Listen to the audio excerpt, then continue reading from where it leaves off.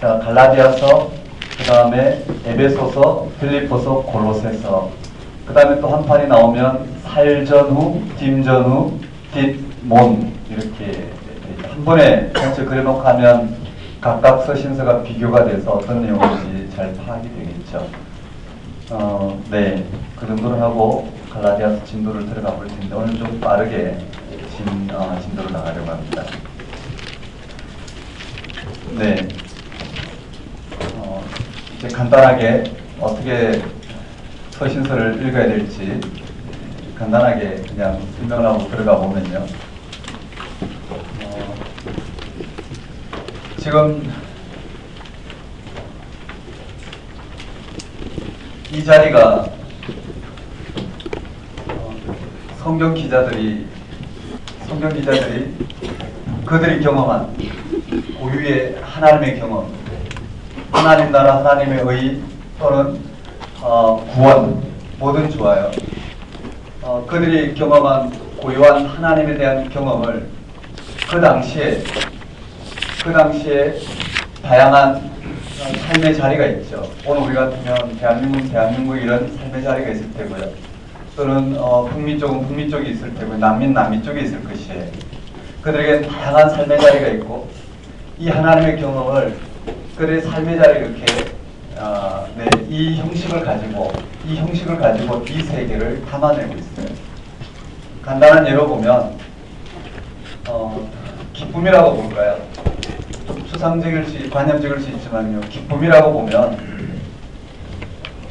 이 근원적인 예수가 죽은 자 가운데 살아나심으로 말미암아 오늘 이 땅에 우리의 삶이 전혀 새로운 차원의 생명을 맛보고 구원을 맛보고 그것이 오늘 우리에게 그것이 오늘 우리에게 기쁨이라는 것.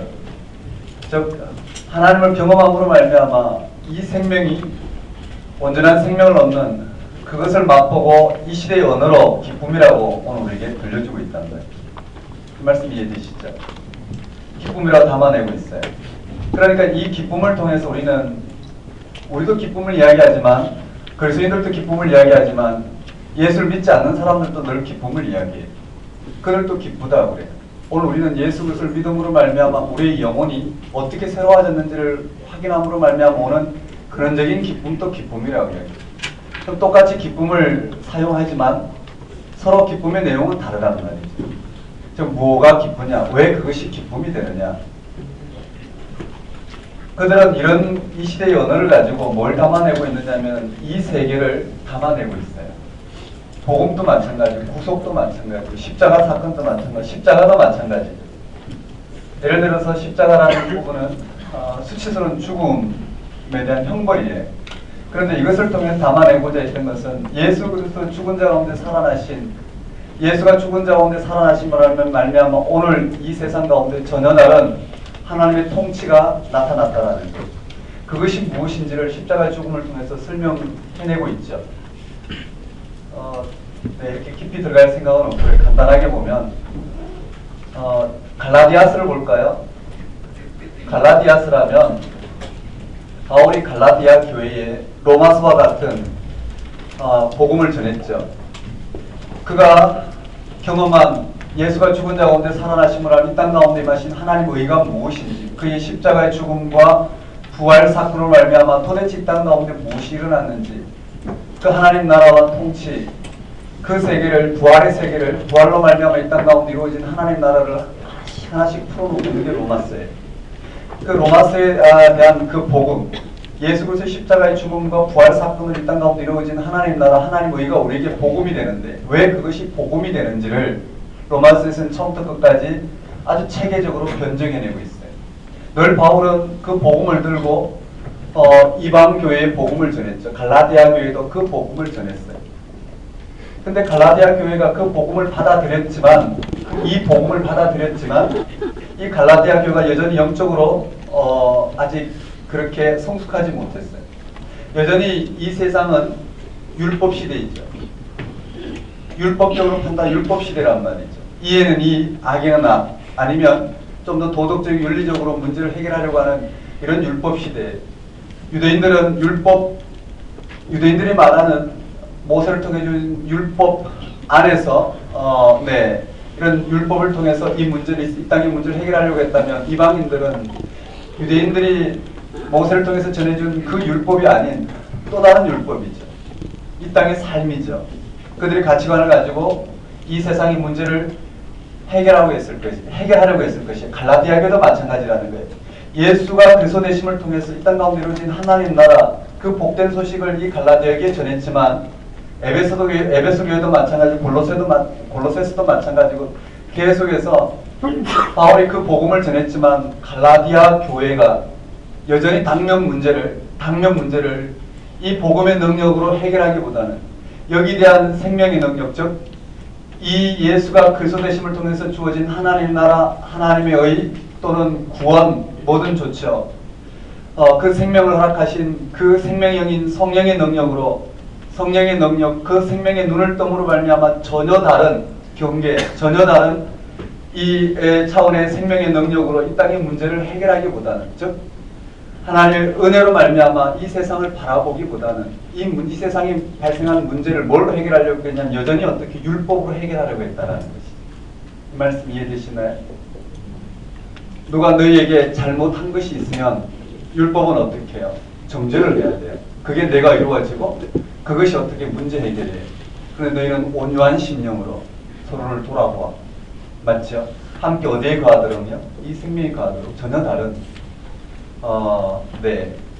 전혀 다른 차원의 이 문제 해결을 준단 말이죠. 그러니 지금 이 갈라디아 교회에 아직 복음을 들었지만 그 복음을 통해서 온전한 전혀 새로운 차원의 새로운 피조물로서 이 땅의 문제를 바라보고 이 땅의 문제를 해결하면서 하나님 나라가 이들의 이런 문제 가운데 드러나는, 하나님 나라가 이들 가운데 하나님께 허락하신 이 생명이 이 땅의 잠정적인 생명 방식을 어떻게 새롭게 어떻게 해요? 끌어가고 해결해 가는지, 그걸 통해서 하나님 나라 하나님 통치가 어떻게 일어나는지, 즉 예수 그리스도 십자가 죽음과 부활 사건으로 말미암아 오늘 우리가 어느 차원에 있는지 이런 부분을 드러내면서 이 땅의 문제를 해결해야 되는데, 갈라디아 교회나 에베소 교회나 골로새서나 또는 빌립보 교회나 모든 교회가 어떻게 한계가 있단 말이죠. 복음을 들었으나 그 복음의 능력 가운데 거한다는, 영적으로 성숙한다는 것이 한계가 있기 때문에 그들 가운데 그들은 여전히 이 율법 시대의 율법의 문제로 이 문제를 해결하려고 하는, 이들을 향하여 바울은 다시 한번 뭘 들려주고 있냐면은 이 근원적인 사건을 들려주고 있어요. 즉 이 시대의 이 문제를 해결하기 위해서 바울은 그들에게 전했던 이 복음의 능력, 예수 그리스도 십자가와 부활 사건으로 말미암아 도대체 이 땅 가운데 임한 하나님의 의가 무엇인지를 들려줌으로 말미암아 자기 의를 극복하고 이 복음의 능력 가운데 하나님의 의로 말미암아 의롭다함을 받은 이 은총 가운데 거하도록 초청하는 말씀이 이 서신서 말씀이라고 보면 될 것 같아요. 설명이 좀 어렵게 되었지만요. 우리는 이 자리에 있어요. 우리 이 자리에 있는데요. 그러니 우리가 봐야 될 건 뭘까요? 여기 항상 기뻐하라 그럴 거예요. 항상 기뻐하라. 그럼 우리는 어떻게 해요? 이 땅에 그저 이런 오늘 우리의 삶에서 맛보는 기쁨의 차원으로, 맞죠? 기쁨의 차원으로 우리는 기뻐할 수 있는 건 아니란 말이에요. 항상 기뻐하라는 게 무슨 말일까요? 즉 쉬지 말고 기도하라. 누가 쉬지 말고 기도할 수 있을까? 범사에 감사하라. 누가 범사에 감사할 수 있을까? 항상 기뻐하라. 누가 항상 기뻐할 수 있을까? 여기서 드러내고 있는 이런 부분들은 항상 기뻐하라는 것은 오늘 우리에게 이 세상이 주는 그런 기쁨의 차원이 아니라, 그리고 항상 기뻐할 수 있는 이 기쁨의 틀은 여기란 말이죠. 오늘 우리에게 전혀 다른 이 생명의 통치, 이것이 왜 우리의 기쁨이 되는지를 확인하고, 이 하나님의 경험이 오늘 우리의 근원적인 기쁨이 되고, 이 땅의 어떠한 삶의 문제에도 불구하고 예수가 죽은 자 가운데 살아나심을 알며 우리에게 주어진 이 하나님의 의가 오늘 우리에게는 기쁨이 된다는 것. 그러니 갈라디아서는 이 서신서는 이 빌립보서 나오는 내용이죠. 항상 기뻐하라. 만일 항상 기뻐하라는 것은 항상 기뻐하라는 것은 오늘 우리 이 차원에서, 율법적 차원에서 또는 예수를 믿기 이전에 우린 여전히 어떻게 해요? 기뻐할 수 있었죠. 그렇지만 그 기쁨의 실체가 무엇인지를 우리 예수를 믿음으로 말미암아 확인하게 되고, 그런 차원이 아닌 전혀 다른 생명의 차원에서 예수가 우리 그리스도가 되시는 각자의 구원주가 되시는 그것이 무엇인지를 알고 거기에 눈을 뜨게 되면 항상 기뻐하지 않을 수 없는 근원적인 사건으로 만나게 될 것이란 말이죠. 그래서 항상 기뻐하라는 말은 항상 기뻐할 수 있는 이 근원적인 예수가 그리스도 되심을 통해서 이 땅에 어떠한 삶에도 불구하고 우리에게 무엇이 주어졌느냐라는 이 말씀 이해되시죠? 항상 기뻐할 수 있는 곳을 향해 가라는 말로 들릴 수 있겠죠. 맞죠? 이 세상은 항상 기뻐할 수 있는 곳이 아니에요. 우리는 언제나 어떻게 예수를 믿는다 하더라도 우리에게 기쁨이라고 생각하는 예수 믿기 이전에 오늘 우리가 기쁨이라 생각하는 것을 예수를 믿음으로 말미암아 그런 일들이 일어나서 늘 기뻐한다면 이건 좀 이상할 거예요. 그런 일은 일어나지도 않고 일어난다 하더라도 그것이 기쁨의 실체가 아니라는 걸 너무나 잘 알아요. 그런데 우리는 그런 방식으로 기쁨을 확인하려고 하는 이 모든 걸 내려놓고 예수가 그리스도 되신 사건이 이 땅에 어떠한 죽음조차도 우리에게는 어떻게 해요? 죽음조차도 그 기쁨을 앗아갈 수 없는 근원적인 사건이라는 것을 우리가 온전히 알기만 하면 우리는 기뻐할 수 있다는 거예요. 성서는 뭐라고요? 항상 기뻐하라는 단어로 뭘 담아내고 있느냐면 이 세계를 담아내고 있다는 거예요. 그리고 항상 기뻐하라는 단어가 가리키는 것은 율법에도 기뻐하라는 말이 있어요. 항상 기뻐하라는 말이 율법에도 있단 말이에요. 율법에서 항상 기뻐하라는 건 뭘까? 율법을 정확히 지킴으로 말미암아 하나님이 우리에게 그쵸 의롭다 하신 우리가 율법을 지킴으로 말미암아 하나님이 우리를 의롭다 하시는 것은 그 칭의가 아니라 그것은 자기 의가 되죠. 내가 율법을 얼만큼 지켰느냐에 따라서 저 사람보다 내가 하나님보다 더 의롭다라는 그것이 어떻게 항상 기쁨이 되는 거예요. 그런 차원이 아닌 전혀 다른 차원의 이 기쁨을 지금 성경에서 말하고 있다는 이 말씀 이해되시죠? 성경의 모든 이 갈라디아서의 내용은 특히 갈라디아서는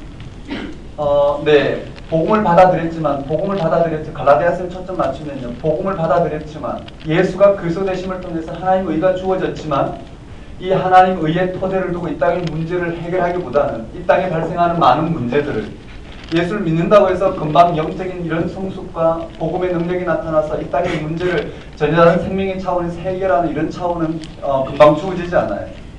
그리고 갈라디아 교회는 그런 면에서 항상 율법 위협을 받았어요. 그래서 갈라디아 교회가 이 땅의 문제를 해결하기 위해서 율법적 차원의 이 권면을 받아들이기 시작했단 말이죠. 그들에게 다시 한번 뭘 전하냐면 복음을 전함으로 말미암아 이 율법적 차원에서 이 땅의 문제를 해결하려고 하는 갈라디아 교회를 향하여 오늘 우리에게 도대체 무엇이 일어난지를 다시 들려줌으로 갈라디아 교회가 율법의 가르침에 매이지 아니하고 복음의 능력 가운데서 이 땅의 문제를 해결하려고 초청하는 것이 갈라디아서다. 이 말씀 이해되시죠? 에베소 교회는 뭘까요? 에베소서는 뭘까요? 에베소 교회도 복음이 전해졌지만 여전히 유대인과 이방인의 경계가 있어요. 그것도 율법적 차원. 이 땅의 삶을 율법적 차원에서 이 땅에 이와 같은 우리의 삶의 이 생명의 차원, 오늘 우리가 이 땅에 살아가는 이런 생명의 차원은 뭘까요? 남자냐 여자냐, 학식이 있느냐 없느냐, 좀 잘생겼냐 못생겼느냐, 돈이 있느냐 없느냐, 예의가 바르냐 아니냐, 어느 지방 출신이냐, 맞죠? 수도 없는 많은 경계, 이게 다 율법이잖아요. 우리 그런 방식으로 생명을 확인해요. 그렇지 않나요? 내가 오늘 기쁜 게 뭘까요? 좀 더 일찍 일어나고 좀 더 내가 공부를 열심히 하고 저 사람보다 내가 좀 더 많은 것을 행했다고 생각하면 뭘까요? 기쁘단 말이에요. 뭔가 만족이 있어요. 그런데 옆에 한 친구가 우연히 이야기했는데 저 친구는 나보다 더 열심히 하고 있어요. 도서관에서 만났는데 나도 좀 뭔가를 안다고 생각하고 이야기했는데 저 친구는 더 잘 알아요. 막 문제를 했는데 내가 모르는 문제까지 막 냈는데 난 도무지 모르겠거든요. 그럼 어떻게 해요? 설적 와서 가방 사서 집에 가요.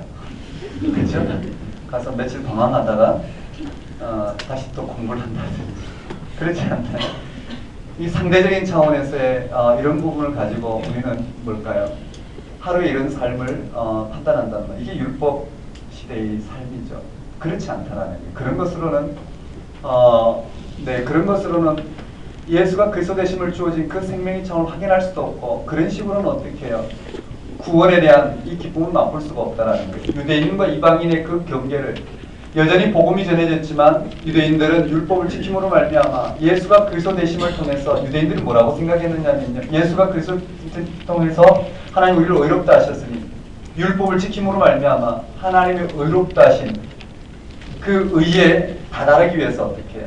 하나님이 구원을 받는 것은 그 율법 유대교 출신 그리스도인들도 구원은 예수 그리스도를 말미암아 예수 그리스도를 말미암아 예수 그리스도를 믿음으로 말미암아 구원을 얻는다는 건 맞아요. 그러나 그 구원을 이루어가는 것은 뭐라고요? 율법을 지켜야 된다고 생각해요. 구원을 이루어가는 것은 율법을 지켜야 된다고 생각해요. 오늘 우리도 그렇잖아요. 어떻게 그리스도인이 저렇게 살 수 있을까? 어떻게 예수를 믿으면서도 저럴 수 있을까? 하나님 앞에 부끄럽지 않을까? 그럴까요? 좀 부끄러운지 좀 해도 구원 문제는 관계가 없는데 또 그렇지 않는 삶을 산다 하더라도 그런 문제는 관계없을 것이에요. 관계없다는 말 오류가 없었으면 좋겠어요. 우리가 설명하면서 그 문제가 뭔지를 좀 설명해 볼 거고요. 이방인들은 뭘까요? 어떻게 예수가 그리스도 되심을 통해서 의롭다 하셨는데 율법을 지킴으로 말미암아 또다시 의롭다 할 수 있느냐? 예수가 그리스도 되심을 말미암아 율법이 다 폐해졌다고 생각하는 게 이방인들이었단 말이에요. 서로가 경계가 생긴 그들을 향하여 뭘 지났냐면 예수 그리스도가 누구신지 전혀 다른 경계, 전혀 다른 차원의 이 생명 사건을 증거함으로 말미암아 에베소 교회의 문제를 해결하려고 했어요. 골로새 교회는 어떨까요? 골로새 교회는 마찬가지예요. 골로새 교회는 이방 지역의 유대교와 이방 종교의 혼합으로 말미암아 다양한 율법적 차원의 종교적 형식이 있었어요. 예수 그리스도를 믿는데도 불구하고 그들은 뭐라고요? 예수를 믿는데도 불구하고 그들은 여러 가지 어떻게 말도 지키고 음식도 가려 먹고 다양한 율법적 차원으로 그들이 이러한 신앙생활을 여전히 어떻게 끌어가고 그렇지 못한 형제자매들을 정죄했어요. 그런 그들을 향하여 예수가 누구신지를 드러내므로 말미암아 그 문제를 해결하려고 했어요. 빌립보 교회도 마찬가지, 데살로니가 또는 디모데 전후서 다 마찬가지라는 거예요.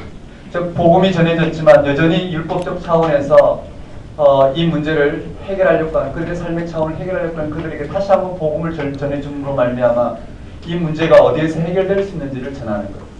그것이 이 서신서의 핵심이라는 거예요. 다시 말씀드리면 그들이 그 공동체 여러 가지 문제가 있는데 문제가 해결되는 것이 그것은 율법으로도 해결될 수 있고 복음의 능력으로 해결될 수 있는데 그렇죠? 공동체가 여러 가지 문제가 있어요.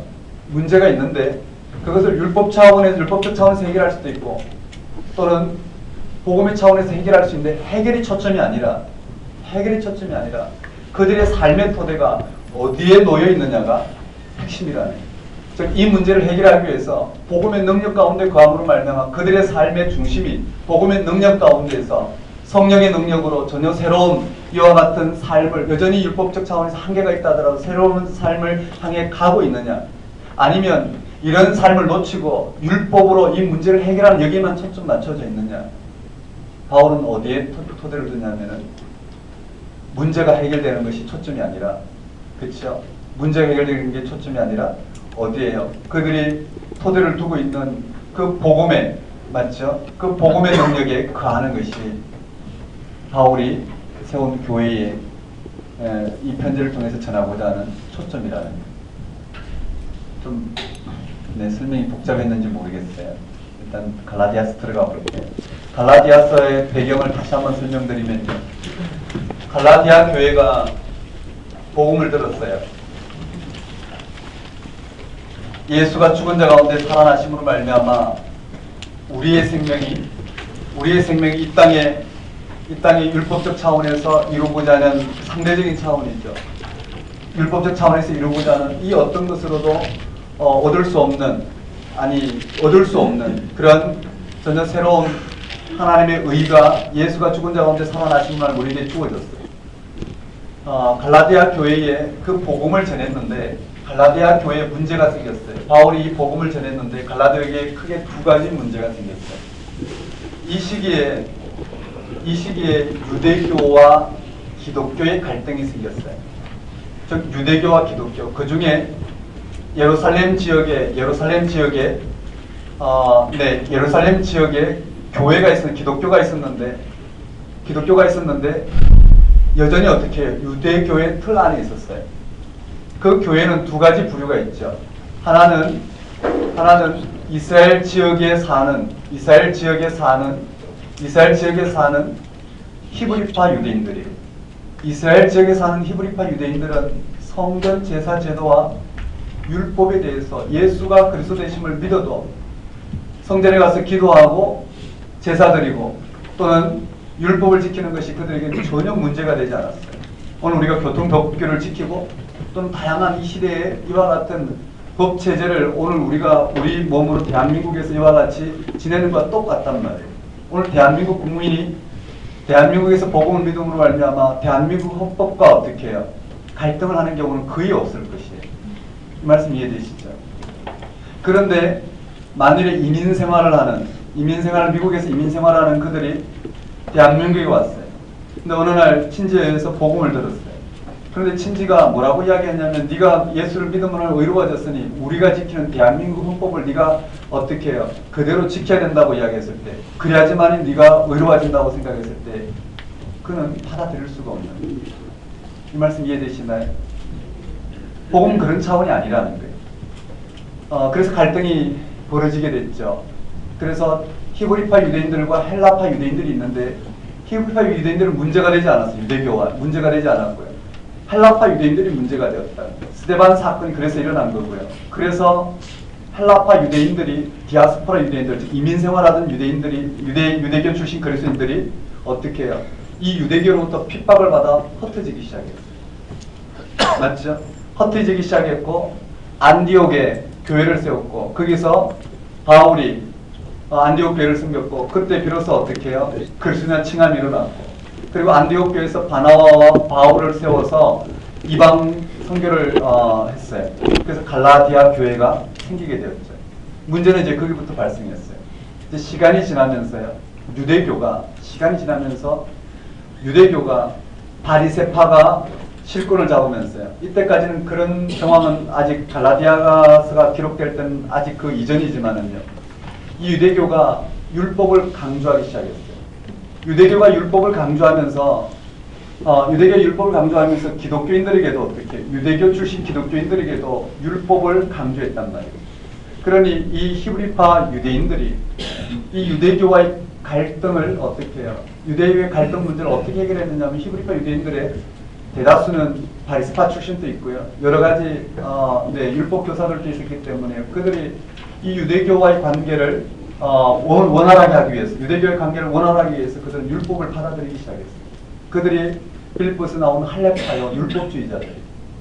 이들이 율법을 받아들임으로 말미암아 기독교의 위기를 어떻게 극복하려고 했어요. 이들은 그게 진정성이었단 말이에요. 그들이 잘못된 게 아니라 그들은 그게 진정성이었어요. 그 율법을 받아들이고 그런 문제로 유대교와 기독교의 갈등을 없애려고 했다고. 그래서 그들은요, 이방 지역에 있는 디아스포라 유대인들, 즉 헬라파 유대인들에게도 가서 뭐라고요? 율법을 지켜야 된다고 그랬어요. 우리 기독교가 살아남기 위해서는, 오늘 우리 기독교가 유대교와 함께 어떻게 해요? 유대교와 갈등이 없이 살아남기 위해서 율법을 지켜야 된다고 했어요. 이게 할례파 유대인 출신, 즉 히브리파 유대인 출신의 정체성이에요. 그들은 그게 옳다고 생각했어요. 그래서 목숨을 걸고 그들은 바울이 전한 이방 교회의 율법을 지켜야 된다고 순회 선교사를 자청하면서 어떻게 해요? 그렇게 그들은 복음 운동을 했어요. 복음 운동이 그들은 율법을 지켜야 된다고 생각했어요. 이 말씀 이해되시죠? 그게 초대교회의 상황이었다. 또 하나의 상황은 뭘까요? 그들이 그런 율법을 지켜야 된다는 게 먹혀 들어가게 된 계기가 뭘까요? 갈라디아 교회나 에베소 교회나 어떤 교회든 봅시다. 갈라디아 교회, 바울이 교회를 개척했어요. 그 복음을 가르쳤죠. 1, 2년을 가르쳤을까요? 아니 몇 개월을 가르쳤을까요? 그리고 다른 지역으로 갔죠. 그런데 이 순회 선교사를 자청하는 이 할례파 유대인들이 와서, 유대교 출신 그리스도인들이 와서 그 공동체를 보고, 너희가 예수가 그리스도 되심을 믿고도 너희들의 공동체와 같이 문제가 많느냐라는, 흔히 그러잖아요. 부부간에도 그렇고 부모와 자식 간에도 그렇고, 엄마는 그렇게 기도하며 예수를 믿는다고 하면서 또 그 모양이냐고 이야기하잖아요. 그렇죠? 그러니까 예수를 믿는다고 하더라도 금방 어떻게 해요? 천사가 되는 건 아니잖아요. 예수를 믿는다고 해도 수많은 공동체에 문제가 있단 말이에요. 해결해야 될 문제가 있어요. 전혀 이질적인 사람들이 네, 예수가 그리스도 되심을 통해서 함께 공동체를 이루고 신앙생활을 한다 해서 그 문제가 금방 해결되는 건 아니라는 거예요. 도덕적인 문제가 해결되는 것도 아니고 여러 가지 해결해야 될 율법적 차원의 문제가 그냥 해결되는 건 아니라는 거예요. 갈라디아 교회도 그 문제를 해결하기 위해서 얼마나 분투했는지 몰라요. 그런데 이 순회 선교사 즉 할레파 유대인 출신 그리스도인이 와서 봐라, 너희들이 예수 그리스도를 믿는다 하더라도 믿음으로 말미암아 의롭다함을 받는다 하더라도 그 의가 금방 드러나지 않지 않느냐, 너희 공동체에 이런 문제가 있지 않느냐. 그래서 어떻게 해결하기를 원했느냐면요, 그들은 율법적 차원에서 그 문제를 해결하기를 원했다. 1천 번제를 드려봐라, 또는 주일 성수와 새벽기도와 이런 부분들, 이게 비하하는 게 아니에요. 그들은 그게 진짜였단 말이에요. 율법적 차원에서요, 철저하게 어떻게 해요?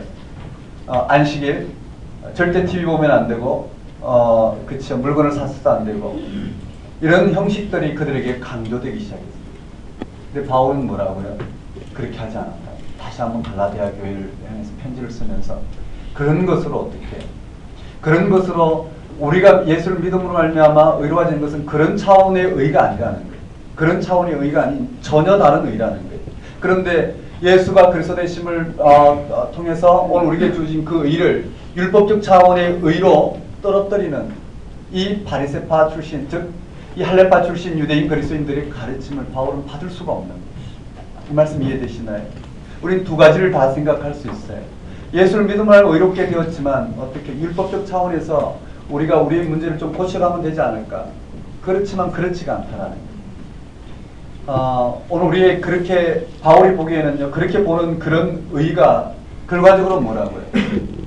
결과적으로 율법으로 말미암아 율법을 지킴으로 말미암아 의로워질 수 있다는 유대교와 전혀 차이가 없다라는 거예요. 바울은 그들에게 다시 한번 복음을 전하는 것이 뭐냐면은요, 율법을 지킴으로 말미암아 율법을 지킴으로 말미암아 의로워지는 그런 차원의 의가 아닌 전혀 다른, 예수가 십자가에 달려 죽으셨다 살아나신 그 하나님의 의는 율법적 차원의 의가 아닌 전혀 다른 새로운 차원의 의가 주어졌다라는, 그러면서 뭘 이야기하고 있느냐면요, 바울은 그 하나님 의롭다 하신 성령의 능력에 붙들려 오늘 우리의 삶을 해결하도록 바울은 새롭게 초청하고 있어요. 지금 뭐라고요? 바울에게는 철저히 뭐라고요? 성령의 능력에 대해서 율법을 지킴으로 말미암아 자기 의가 아닌 전혀 다른 복음의 능력, 즉 예수가 죽은 자 가운데 살아나심을 우리에게 주어진 그 생명의 능력, 전혀 다른 이 차원의 이 생명의 능력에 눈을 뜨고 이 생명을 허락하신 성령의 능력에 붙들려 그들이 율법적 차원에 해결하려는 그 문제를 해결하도록 초청하는 것이 바울이 어떻게 권면하고 있는 내용이다. 이게 갈라디아서 내용. 그 마지막에 뭐라고요? 율법과 복음의 차원을 비교하면서 이 문제를 해결하는 게 초점이 아니라 어떻게 해결하느냐가 중요하다라는 말씀 이해되시죠? 예를 들어서 우리가 기뻐하는데요, 그냥 우리는 여러 가지 차원을 기뻐할 수 있어요. 하나님께서 내 문제를 이렇게 돌아보셨다고 기뻐할 수 있어요. 그런 기쁨의 차원이 아닌 하나님 당신 자체만으로 기뻐할 수 있는 그 기쁨과 오늘 우리의 문제가 해결되는 차원에서의 하나님의 인식을 통해서, 경험을 통해서 기뻐하는 것과는 전혀 다른 거예요. 구원이냐 율법이냐의 차이만큼 차이가 있을 거라는 거예요. 바울은 그 문제를 지적하고 있어요. 네, 자, 갈라디아 교회 그 문제를 우리가 생각하면서 들어가 볼게요. 설명 복잡하지 않죠? 네. 자, 바울이 먼저 복음을 전했는데 갈라디아 교회가 그 복음에 성숙하지 못해서 율법적 차원에서 자신들의 문제를 해결하려고 이들에게 복음의 능력을 다시 한번 어떻게 해요? 변증함으로 말미암아 오늘 우리에게 이 세계를 들려주고 있다라는, 우리는 이게 중요한 게 아니라 이 세계가 중요하다라는, 이 세계는 복음이 전해짐을 하면 그들에게 드러나는 거, 우리에게 복음이 전해지면 우리에게 드러나야 될 게 중요하다. 여기 현상이 중요한 게 아니라는, 항상 기뻐하라, 오늘 우리도 기뻐해야지, 이게 중요한 게 아니라 항상 기뻐하지 않을 수 없는 이 복음이 뭐냐를 듣는 것이 중요하고, 그것은 이들이 원하는 그런 기쁨의 형태가 아니라 우리에겐 다양한 형태로 드러날 거란 말이에요. 그 말씀 이해되시죠? 그걸 들여다보는데요. 그래서 갈라디아 교회는 뭐가 문제가 되었느냐면은 율법을 받아들이고 있는 갈라디아 바울은 어떻게 해요? 그들은요, 율법주의자들이 율법을 통해서 그 문제를 해결하고자 하면서 갈라디아 교회에 공략한 내용이 두 가지. 하나는 바울의 사도성이에요. 봐라, 바울이 진짜 사도냐? 이 말은요, 그들이 이 율법을 전하는 그들은 12사도로부터 추천서를 가지고 와서 순회 선교사로서 이 복음을 그들의 가르침을 줬단 말이에요. 근데 바울은 뭐라고요? 12사도와 아무런 관계가 없는, 즉 12사도와 같이 예수님 살아생전에 예수를 본 적이 없는, 그러니까 어떻게 사도성이 심각하게 의심이 되는 거예요. 그러면서 뭐라고요? 바울이 전한 복음이 진정성이 있겠느냐, 없지 않느냐. 맞죠?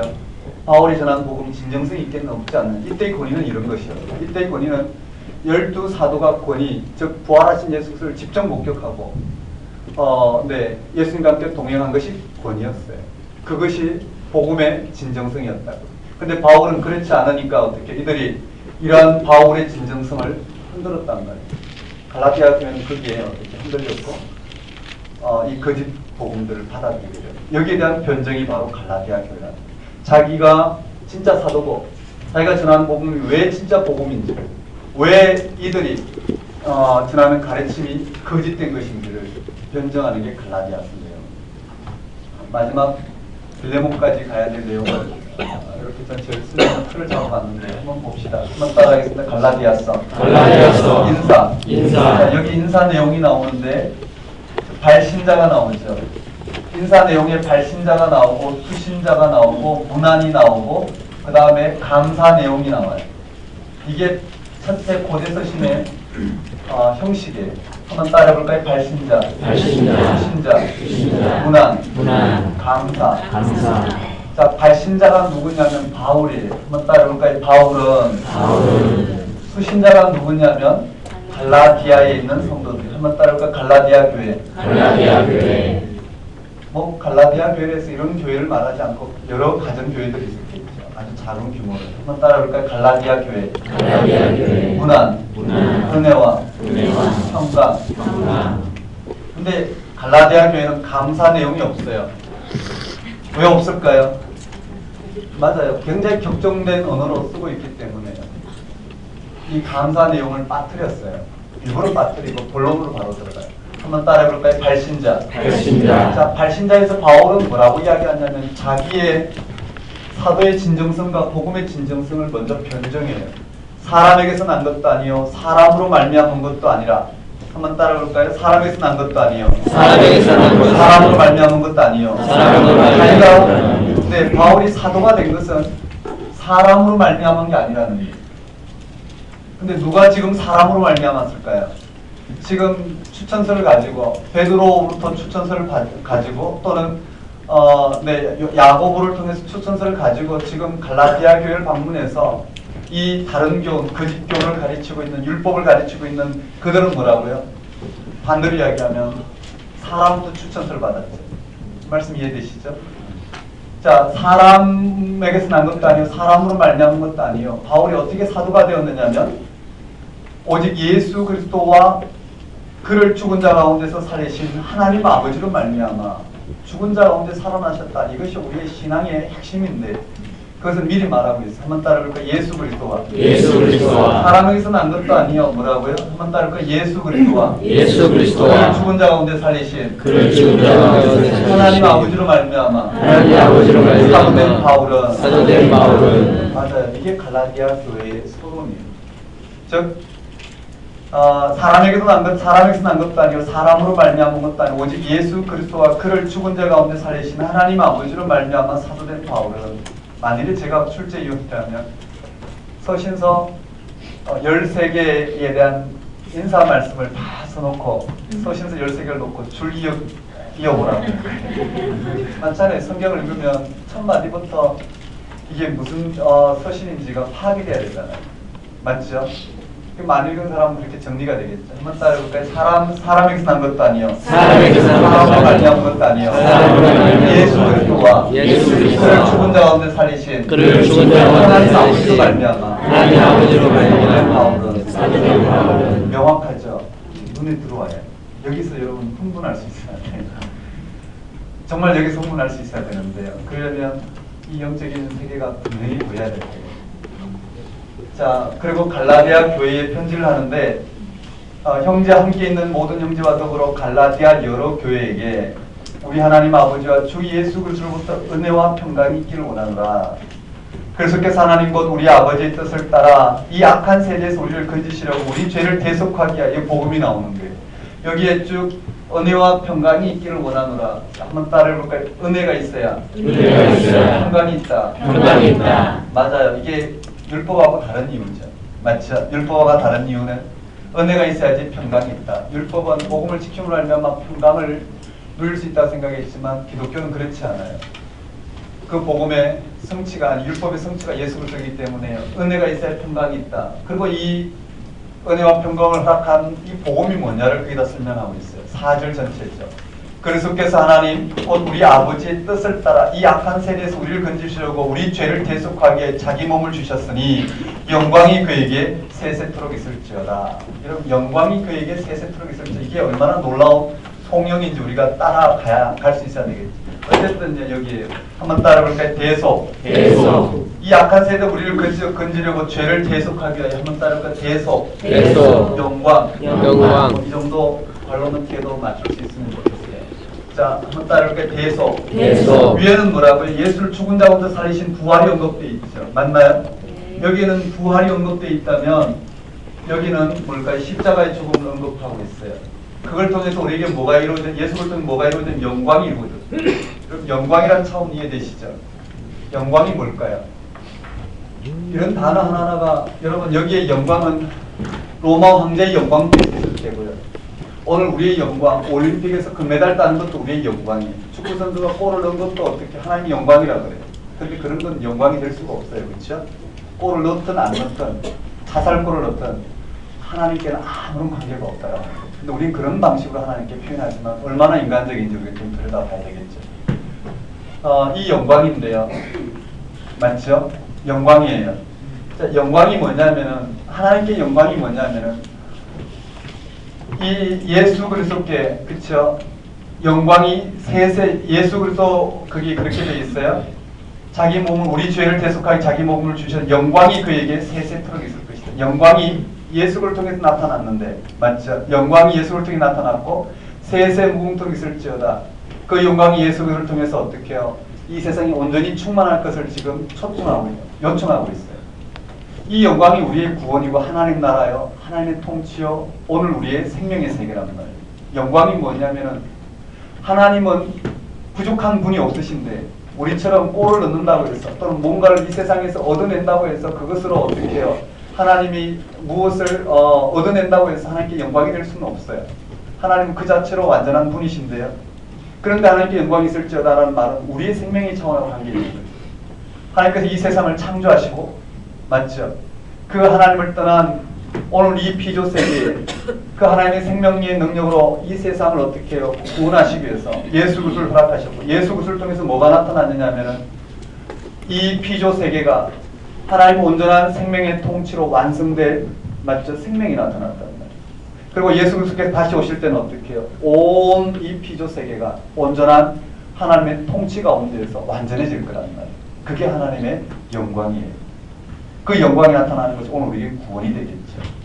우리가 얼마만큼 이 땅에서 어떻게 잘 되느냐의 문제가 아니고 근원적인 이 하나님의 통치가 일어나는 것이 우리의 구원인 것처럼 제가 서론에서 이렇게 단어 하나를 잡고 말씀드리니까 이게 그 세계를 지금 담아내고 있다는 거예요. 단어 하나하나가 뭘 담아내고 있다고요? 이 세계를 이런 단어를 가지고 담아내고 있어요. 이런 단어가 어떻게 해요? 한 번도 세상적으로 안 쓰는 단어를 쓴 게 아니라 이미 세상적으로 통용되고 있는 단어를 또 통용되고 있는 서신의 형식을 통용되고 있는 다양한 이 땅의 삶의 자리에 어떻게 해요? 근원적인 사건을 담아 우리 가운데 이 세계를 보여주고 있는 것이 성경이다 보면 되겠죠. 자, 한번 따라해 볼까요? 우리 죄를 대속하기 위하여 네, 자기 몸을 주셨으니 영광이 우리에게 세세토록 있을지어다. 네, 그렇게 돼서 아멘 하고요. 되셨나요? 인사 이렇게 해결됐어요. 그 다음에 뭐가 언급되어 있는지 한번 따라해볼까요? 다른 복음은 없나요? 바울이 처음부터 어떻게 해요? 격정적으로 들어가요. 한번 따라해볼까요? 다른 복음이 없나니. 다른 복음이 없나니. 다른 복음을 전하는 자는 다른 복음을 전하는 자는 저주를 받을 것이다. 저주를 받을 것이다. 저주 선언까지 하고 있어요. 다른 복음이 없나니 다른 복음을 전하는 자는 저주를 받을 것이다. 6절, 7절, 8절, 9절, 10절까지. 한번 따라해볼까요? 그게 6절에 다른 복음이 나와 있죠. 7절에 다른 복음이 나와 있고요. 8절에 다른 복음이 나와 있고요. 9절에 다른 복음이 나와 있고요. 한번 따라해볼까요? 다른 복음을 전하는 자는 다른 복음을 전하는 자는 저주를 받을지어다. 저주를 받을지어다. 다른 복음이 없다라는 거예요. 그리고는 바울이 자신을 공격하고 있는 이 할레파 유대기 출신 그리스도인들 향하여 이와 같이 복음을 변정하고 있어요. 어떻게 변정하고 있느냐면요. 한번 따라볼까요? 개인적이고 역사적인 변론. 여기에 변론 1이에요. 첫 번째 변론 하는데요. 이미 공부를 하는 사람들은 머릿속에 짝짝 흘러가죠. 내용 하나하나가. 한번 따라볼까요? 개인적이고 역사적인 개인적이고 역사적인 변론입니다. 개인적이고 역사적이라는 말은 바울이 자신이 어떻게 사도가 되었는지 또 그 사도가 어떻게 인정받았는지를 지금 설명하고 있어요. 이 개인적이라는 말은 우리가 1장에 보면 1장 11절부터 언급되어 있어요. 한번 따라볼까요? 개인적인. 즉 개인적이라는 말은 바울이 어떻게 사도가 되었는지 그 사도가 된 신적인 내력을 지금 설명하고 있어요. 그게 이렇게 제목을 달아놨어요. 한번 따라볼까요? 바울 복음의 신적인 기원. 맞아요. 바울의 복음은 예수 그리스도의 계시로 말미암아 바울은 어떻게 해요? 사도가 되었다라. 여기의 핵심은 뭘까요? 다메섹 도상에서의 부활 경험입니다. 이해되시죠? 그런 교회를 핍박하던 자였는데 지금은 뭐라고요? 교회를 위해서 핍박받는 자라는 거예요. 즉 그런 교회를 핍박하던 자인데 지금은 어떻게 해요? 교회를 위해서 핍박받는 자예요. 여기에 무슨 일이 일어났다라는 거예요. 여기에 다메섹 동산에서 부활하신 예수 그리스도를 만났다라는 거예요. 이 말 이해되시나요? 이게 뭔지 언급되고 두 번째는 할례 문제가 일어났고요. 이 갈라디아 교회의 할례파 유대인들, 율법주의자 유대인들이 유대교 출신 그리스도인들이 갈라디아 교회나 이방 지역으로 또 안디옥 교회와 이방 지역으로 와서 율법을 지켜야 된다고 주장하는 그들의 주장을 어떻게 해요? 예루살렘 회의에 붙였어요. 그러자 야고보와 바울을 중심으로 하고 있는 이 사도들이 회의를 열어서 어떻게 해요? 이 복음 외에는 어떠한 짐도 지어주지 말자. 그래서 편지를 써서 각 지역에 보내겠다는 그렇게 결정이 내려졌단 말이에요. 즉 바울이 복음을 들고 할례자들의 이 주장 때문에 이방 교회가 혼란이 일어났을 때 그 혼란된 문제를 가지고 예루살렘 교회를 방문해서 바울이 누구를 설득했느냐면 야고보를 설득하고 문맥을 보면요. 유력한 자들 야고보를 설득하고 요한을 설득하고 베드로를 설득하고 그들을 개인적으로 만나서 복음이 뭔지를 그들 가운데 충분한 이야기를 나누고 그들이 충분히 바울이 전하고자 하는 이 복음 예수가 죽은 자 가운데 살아나심을 말미암아 이 부활이 드러내고자 하는 그 하나님의 의가 무엇인지를 그들에게 충분히 설명했을 때 그들이 충분히 받아들이고 어떻게 해요? 결정을 내렸는데 이 말 이해되시죠? 결정을 내렸다는 거. 어떤 결정을 내렸느냐면은 바로 복음 외에는 어떤 것도 더 할 필요가 없다라는 거예요. 구원을 받는 데서 복음 외에는 그 어떤 것도 더 할 필요가 없다라는 것이 결정이 내려졌다는 거예요. 그걸 통해서 뭘 말하고자 하냐면 여기서 뭘 말하고자 하냐면 바울이 이미 어떻게 이방인의 사도로 예루살렘의 사도들이 인정을 했고 두 번째는 바울이 전하는 복음이 이 예루살렘의 사도들에게도 어떻게 해요? 이미 확정되었다라는 그리고 총회에서 그것을 결정을 내렸다는 그걸 들고 지금 바울 복음의 진정성과 사도의 진정성을 이야기하고 있어요. 한번 따라해볼까? 예루살렘 회의.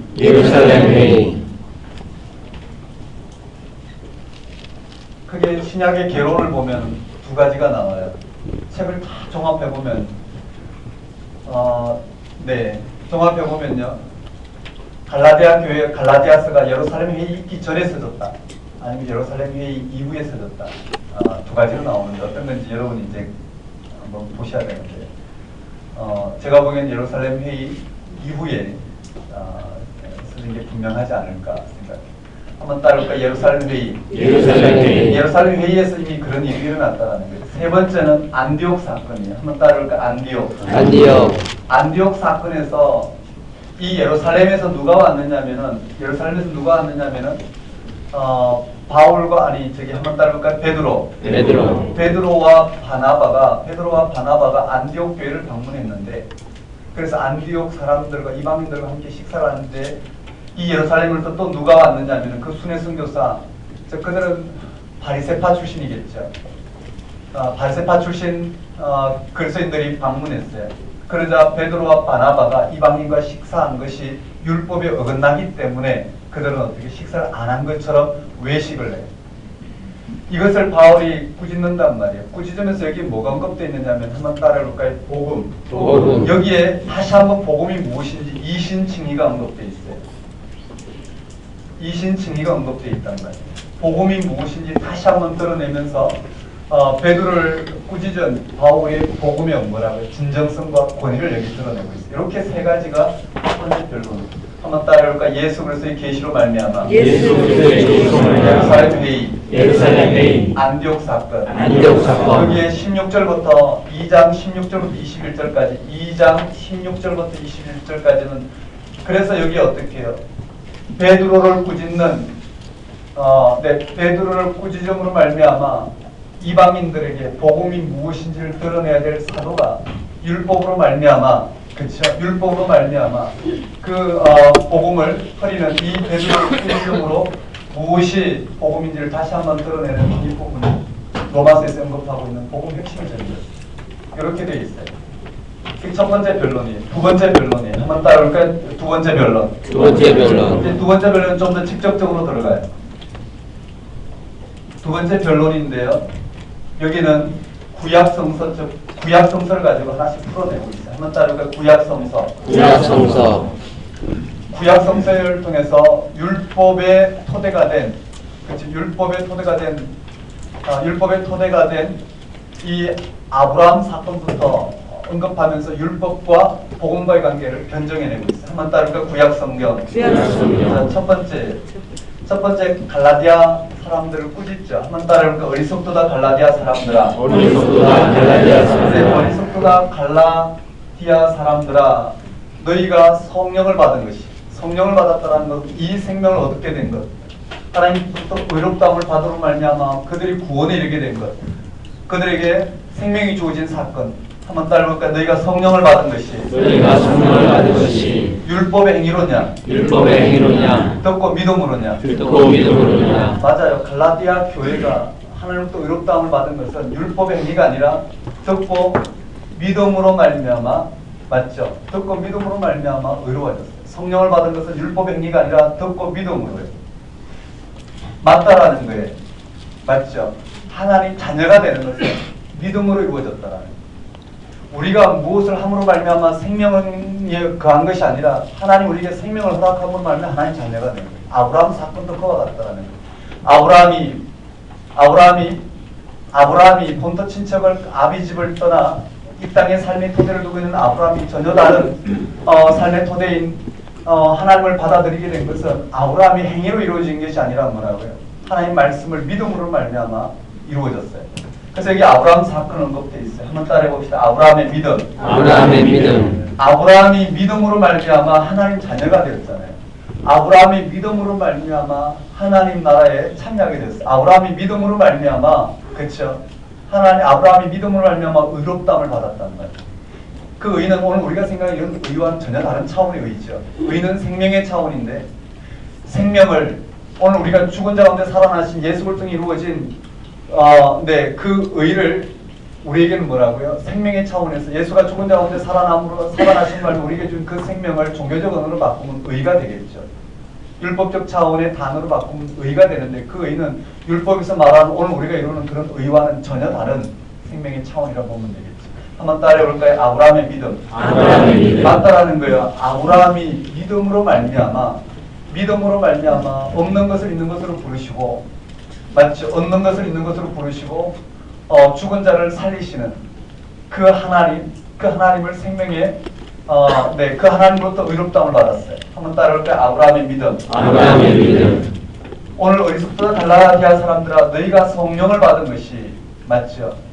성령을 받은 것이 율법의 행위로냐 듣고 믿음으로냐, 듣고 믿음으로지 않느냐. 아브라함도 어떻게 해요? 믿음으로 말미암아 하나님부터 의롭다함을 받았다는 거예요. 의와 성령을 받은 사건 같은 사건으로 보죠. 맞다라는 거예요. 율법과 약속 한번 따라해볼까요? 율법, 약속. 이제 율법과 약속 관계에 들어가요. 맞다라는 거예요. 하나님 백성 되는 것은 아브라함이 믿음으로 알며 의롭다움을 받으시고 그 아브라함에게 그 후손들이 하나님 백성 될 것을 약속으로 주셨고, 하나님은 그러한 약속으로 말미암아 이스라엘 백성들을 당신 백성 삼으시고, 그리고 당신 백성 삼으신 그 이스라엘 백성들이 어떻게 하나님 백성으로 이 땅에 살아가야 될지를 가르쳐준 길이 뭐라고요? 율법이라는 거예요. 이 말씀 이해되시죠? 그 율법이라는 거예요. 율법으로 의롭게 되는 것이 아니라 의롭게 된 그들에게 어떻게 하나님 백성으로 살아야 할지 길을 가르치는 게 율법이라는 거예요. 그래서 약속 이후에 430년 후에 주어진 율법이 이 약속을 폐할 수가 없다는 거예요. 그런 관점에서 네 번째, 율법은 뭐냐면은 초등교사 역할을 하는 거예요. 한번 따라해볼까요? 초등교사. 율법은 초등교사 역할을 하는 거예요.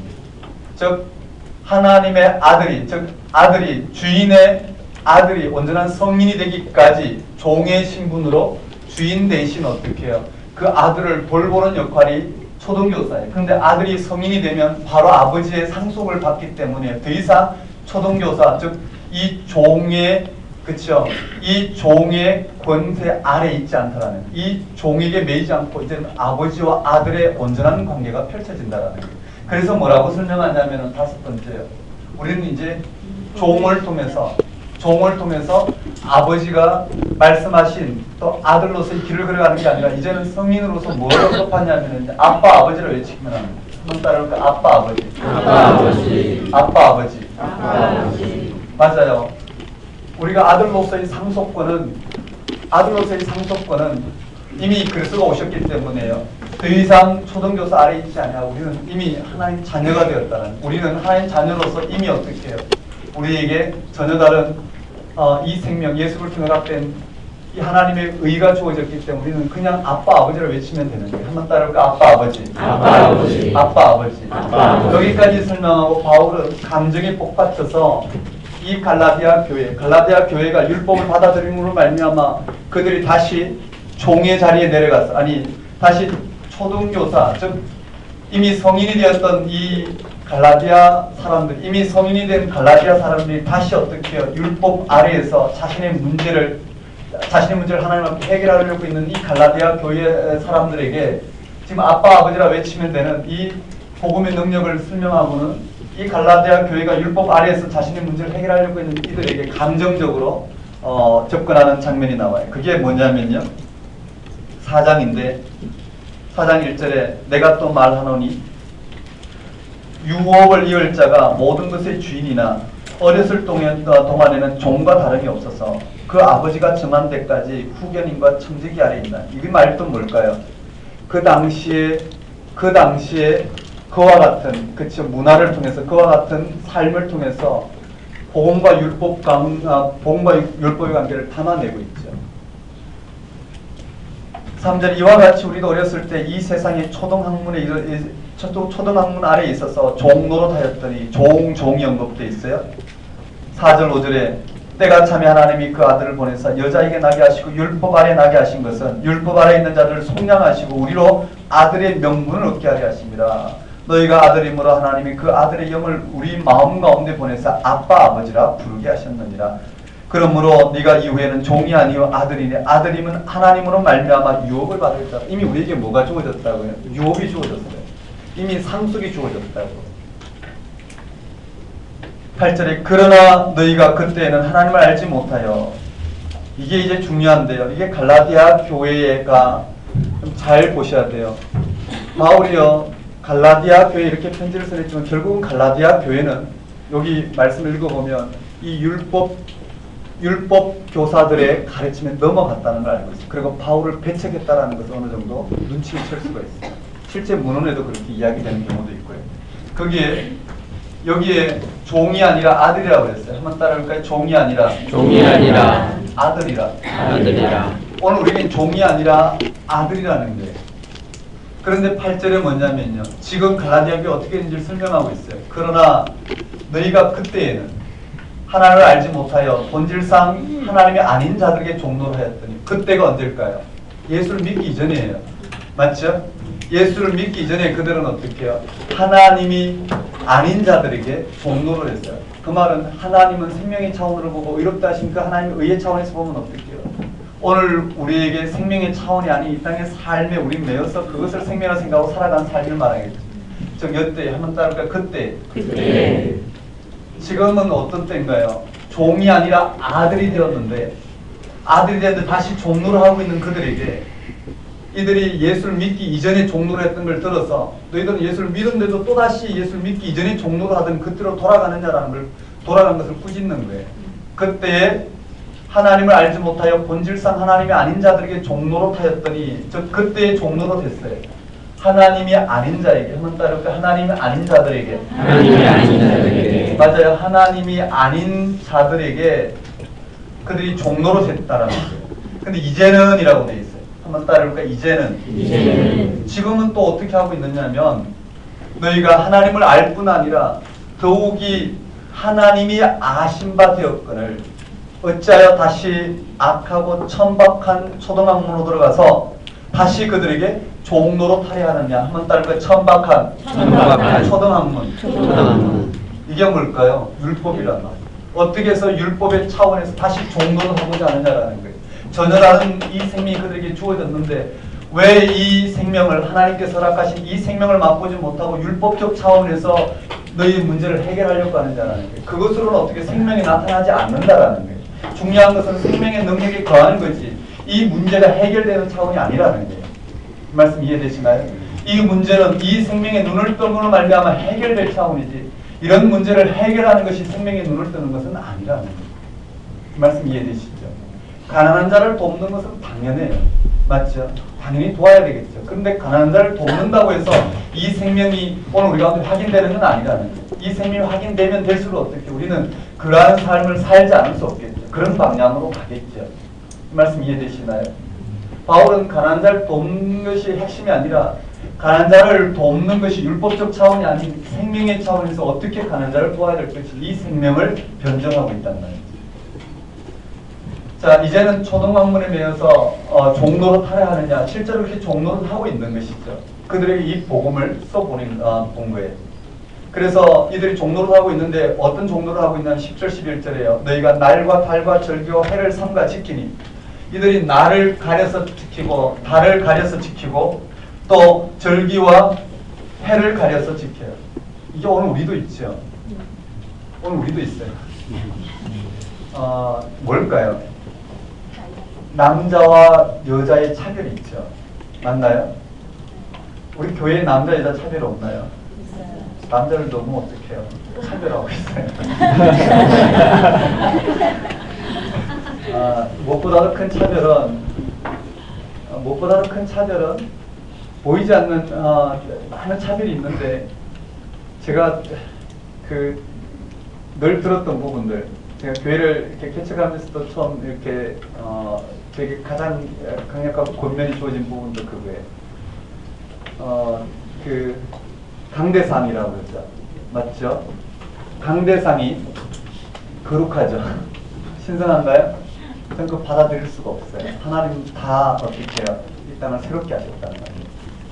그런 율법적 차원에서 물론 그게 왜 그렇게 이루어지는지는 다 이해가 돼요. 근데 그 강대상에 치마 입고 올라가면 안 된다. 그 말은 또 다른 말로 말하는 뭘까요? 그 꽃꽂이나 물컵을 놓는 권사님이나 아니면 여자분일 때 어떻게 여자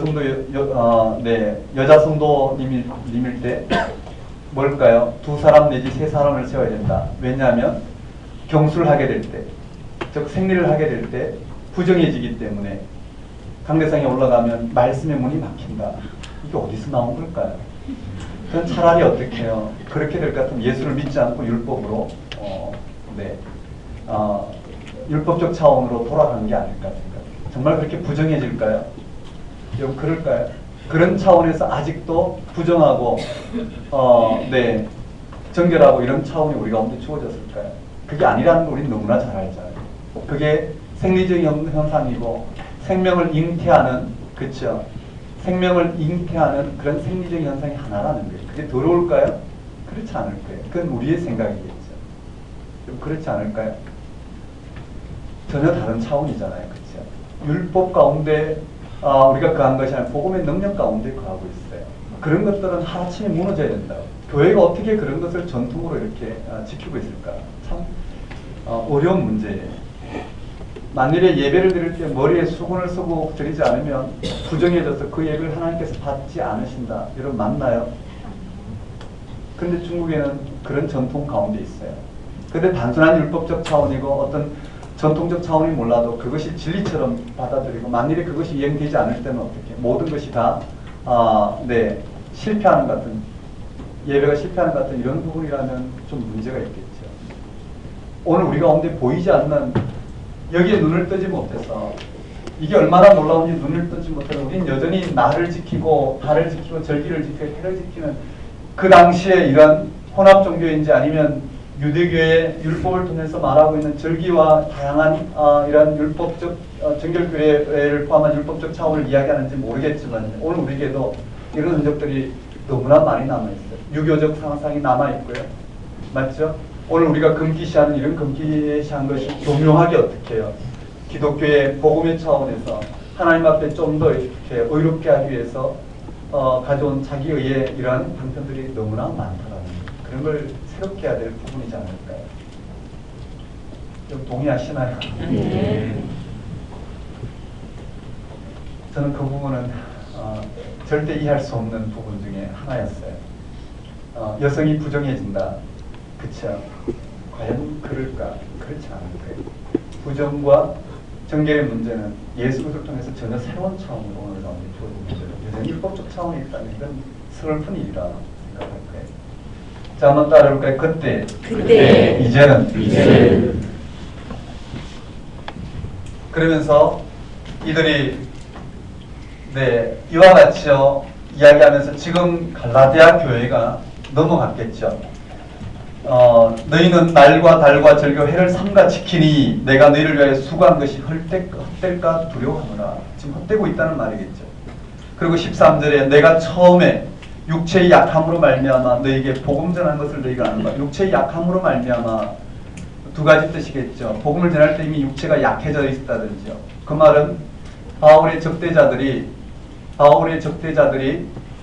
바울의 이런 육체의 약함과 그러한 율법으로 보면 흠이 있겠죠. 그렇죠? 신체적으로 보면 뭐 여러 가지 바울의 이러한 육체적 질병을 들어서 공격을 했든지 아니면 이 1차 전도여행 때 밤빌리아 버가에 도착했는데 풍토병 때문에 고산지대 타우스 산맥을 넘어 고산지대인 갈라디아 지역으로 가지 않을 수 없던 상황 가운데 육체의 연약함을 통해서 육체 질병을 통해서 너에게 왔다 이렇게 말하는지 이런 부분들은 이제 좀 더 우리가 규명이 필요하겠죠.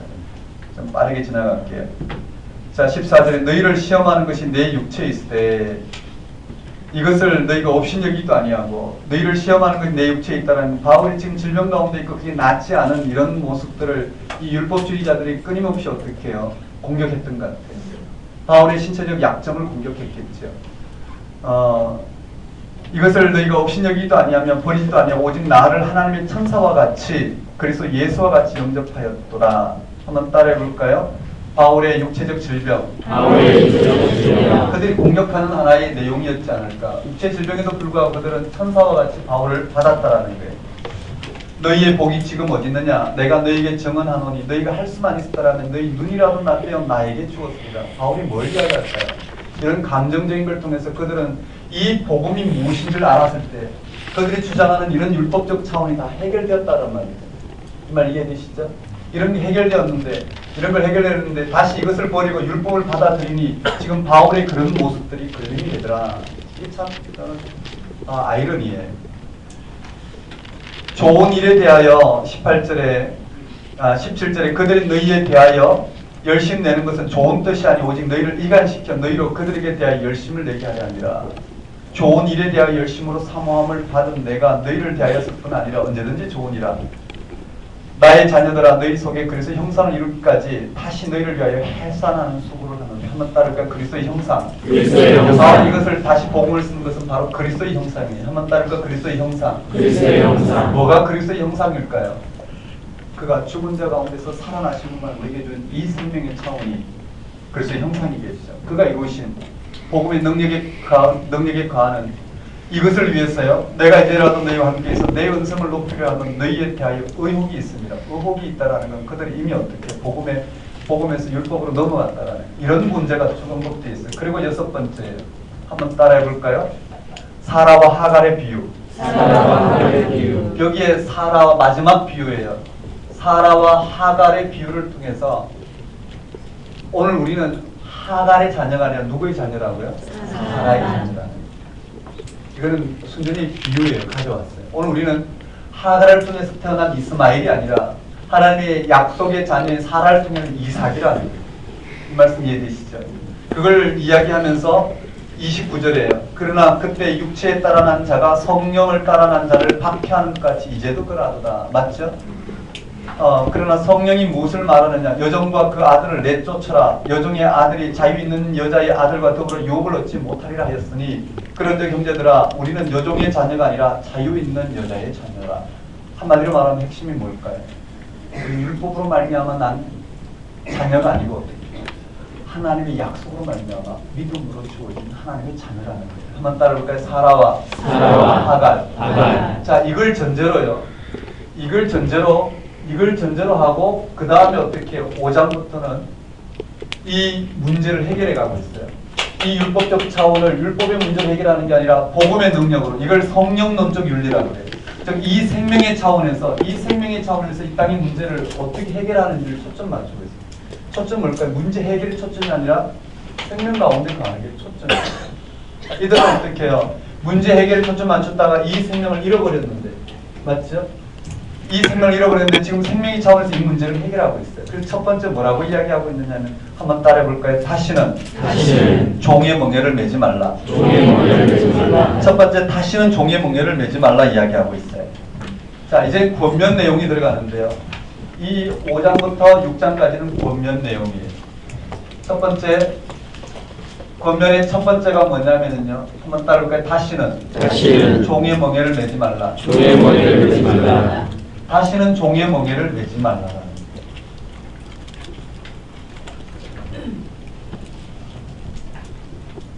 쭉 연결이 되는데요.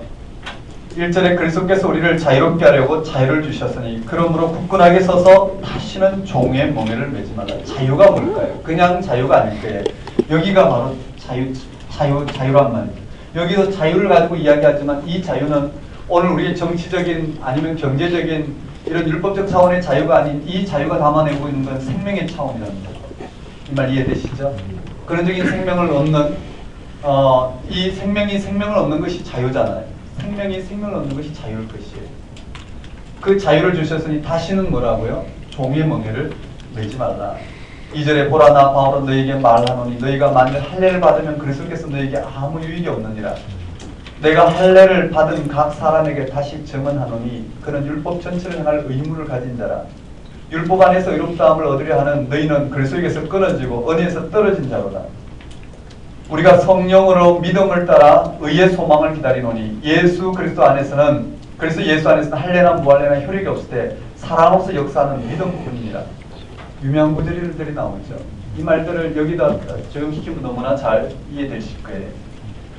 그리고 7절에 너희가 다름질을 잘하더니 누가 너희를 막아 진리를 순종하지 못하게 하느냐. 그 권면은 너희를 부르신 이에게서 난 것이 아니니라. 적은 누룩이 온 등에 퍼지느니라. 나는 너희가 아무 다른 마음을 품지 아니할 줄을 주 안에서 확신하노라. 그러나 너희를 요동하게 하는 자는 누구든지 심판을 받으리라.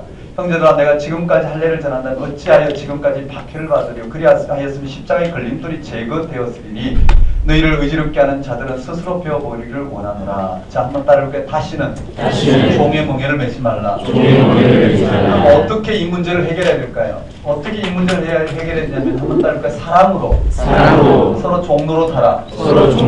사랑으로 서로 종로로 타라는 거예요. 율법으로 하지 말라는 거예요.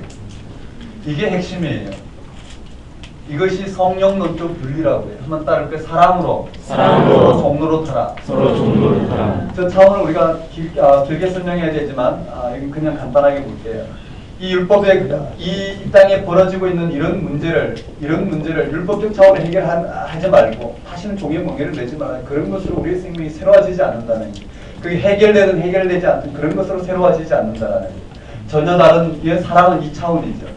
사랑으로. 그 말은 사랑으로 서로 종로로 하는 말은 사랑으로 그냥 성결하는 그 말도 아니고 그것도 어떤 율법적 차원에 이루어지는 경우도 많죠. 그게 아니라 사랑으로 서로 종로로 하라는 것은 오늘 우리가 어디에 걸려 있는지, 예수가 그리스도 되심으로 말미암아 예수가 죽은 자 가운데 살아나신 말미암아 우리에게 주어진 그 하나님의 의가 도대체 무엇인지, 이 복음의 능력 가운데 거하며 이 생명이 오늘 우리의 삶을 통해서 드러나는, 오늘 이 율법적 차원에서 우리의 삶이 어떻게 이런 복음의 차원, 성령의 차원으로 새로워졌는지를 바라보고, 오늘 우리의 율법적 차원을 해결되는 것이 구원이 아니라 이런 생명의 능력이 우리의 삶을 통해서 어떻게 드러나는지, 그것이 어떻게 오늘 우리 가운데는 생명의 차원이라는 거죠.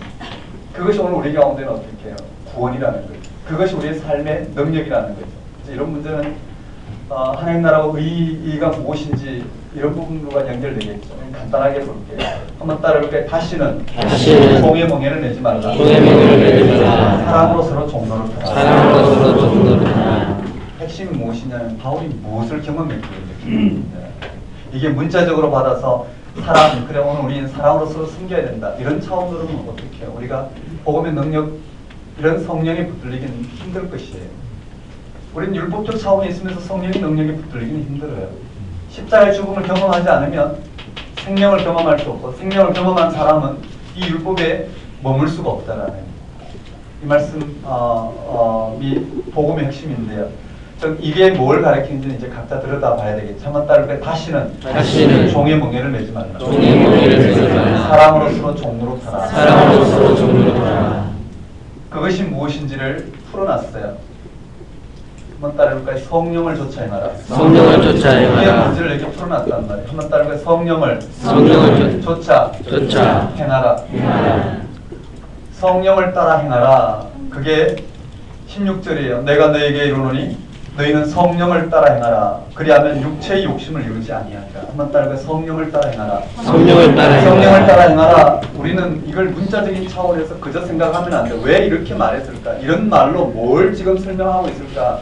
그 결론은 뭘까? 여기라는 말이에요. 성령을 따라 행하라는 것은 오늘 우리가 여전히 이 육의 틀 가운데 있으면서 무엇이 생명인지, 생명을 받아들이지 아니하고 여전히 오늘 우리는 이런 차원의 하나님 나라와 의가 무엇인지, 우리에게 도대체 무엇이 일어났는지, 그것이 왜 오늘 이 땅에 어떤 삶, 죽음까지도 기꺼이 상대화시킬 만큼 어떻게 해서 결정적인 내 생명의 차원인지를 실제로 받아들이게 될지,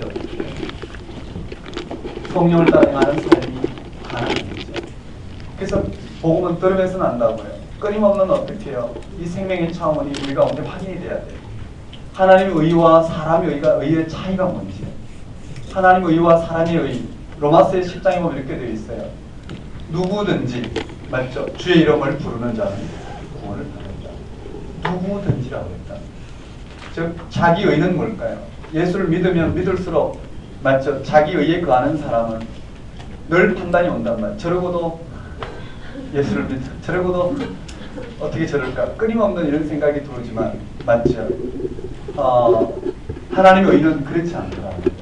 하나님의 의는 전혀 다른 차원의 생명의 삶을 가능하게 하는 누구든지, 맞죠? 주의 이름을 부르는 자는 누구든지, 어떠한 이 땅에 우리의 삶의 틀이 얼마나 한계적인지, 나는 이런 창을 가지고 들여다보니 저 사람 저렇게 보이고, 맞죠?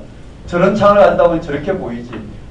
그 창을 다 넓혀놓으면 어떻게 해요? 다 똑같다라는 거예요. 율법을 성취하지 못한 인간의 한계는 늘 똑같다라는 거예요. 네, 여기까지요. 한번 따라볼까요? 성령을 좇아 행하라. 성령을 좇아 행하라. 성령을 좇아 행하라. 그 말은 이 생명의 능력에 거하는 이것이 오늘 우리의 삶의 토대가 되고 예수가 그리스도 되심을 통해서 이루어진 이것이 얼마나 놀랍고 확실한 생명의 사건인지를 확인하고, 맞죠? 이 생명의 능력에 거하면 이 땅의 율법적 차원의 삶은 자동적으로 어떻게 해요? 하나씩 하나씩 극복돼가고 해결해 갈 거라는 거죠. 한번 따라볼까요? 성령을 좇아 행하라. 성령을 좇아 행하라. 그러면 육체의 욕심을 이루지 아니하리라. 근데 육체의 욕심을 지금 율법주의자들은 어떻게 율법의 차원에서 해결하려고 그랬어요. 그게 밑에 뭔지 나와 있을 거예요. 그리고 여기에 대한 부연 설명이에요. 부연 설명이라고 그랬어요. 성령을 좇아 행하라의 부연 설명에 성령을 좇아 행하라 부연 설명이 이 당시에 그들의 다양한 종교적인 현상을 가지고 담아내고 있는데, 그게 뭐냐면은 17절에 육체의 소욕은 성령을 거스르고 성령은 육체를 거스르라니 이 둘이 서로 대적함으로 너희가 원하는 것을 하지 못하게 하리 아니라 너희가 만일 성령이 인도하시는 바가 되면 율법 아래 있지 아니하리라. 자, 그러면서 어떻게 여기 육체의 일을 언급하고 있어요. 한번 따라해볼까요? 육체의 일. 육체의 일을 쭉 나열하고 있어요. 그 다음에 한번 따라해볼까요? 성령의 일. 성령의 열매로 등장하죠. 한번 따라해볼까요? 성령의 열매.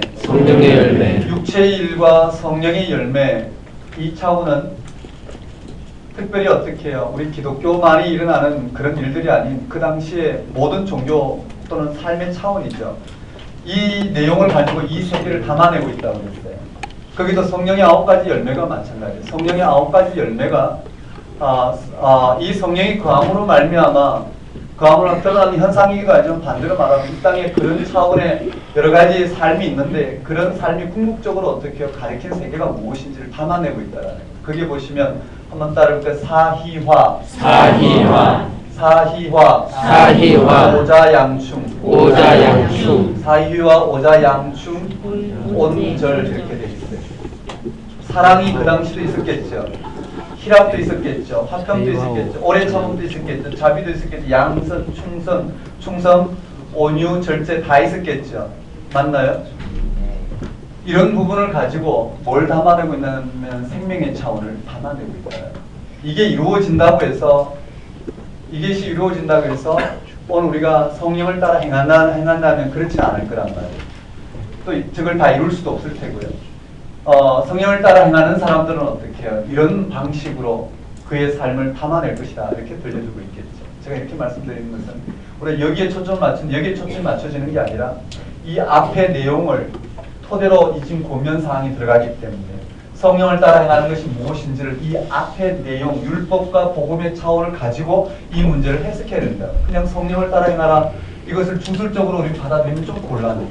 오늘 내가 이와 같이 어떻게 성령 공부하러 오려고 했는데 아침에 일어났는데, 그쵸? 아침에 일어났는데 누군가가 달콤한 소리를 했어요. 그냥 집에 누워 있으라. 하지 마라. 그런데 갑자기 어떻게 해요? 내 속에서 어떤 음성이 들리더라. 가라. 그래서 왔다. 맞아요. 그건 맞는데 그 차원에서 그치면 안 되고, 그런 내 이 심령 깊숙이 나를 그렇게 이 자리에 오게 한 그 궁극적인 차원이 뭐냐, 이 세계를 확인해야 된다는 거예요. 이 말씀 이해되시나요? 이게 이 앞에 교리로 우리에게 들려주고 있는 내용이란 말이에요. 그리고 그걸 확인하고 뭐라고요? 오늘 우리 가운데 일어난 이런 현상들을 분별하고 그 토대 위에 서는 것이 성령을 따라 행하는 것이지, 이 토대 위에서 어떠한 현상을 가지고 이야기한다 한들 그것은 다 율법적 차원으로 끝날 가능성이 높다는 거예요. 여기도 마찬가지, 성령을 좇아 행하라도 마찬가지. 자, 그러면 여기에 이게 구체적인 내용을 한번 볼까요? 구체적인 내용을 보면 성령을 따라 행한다라는 게 무엇인지 이 율법과 앞에 성령과 비교했어요. 여기에 보십시다. 6장이에요. 한번 따라해 봅시다. 무슨 범죄한 일이 일어나거든.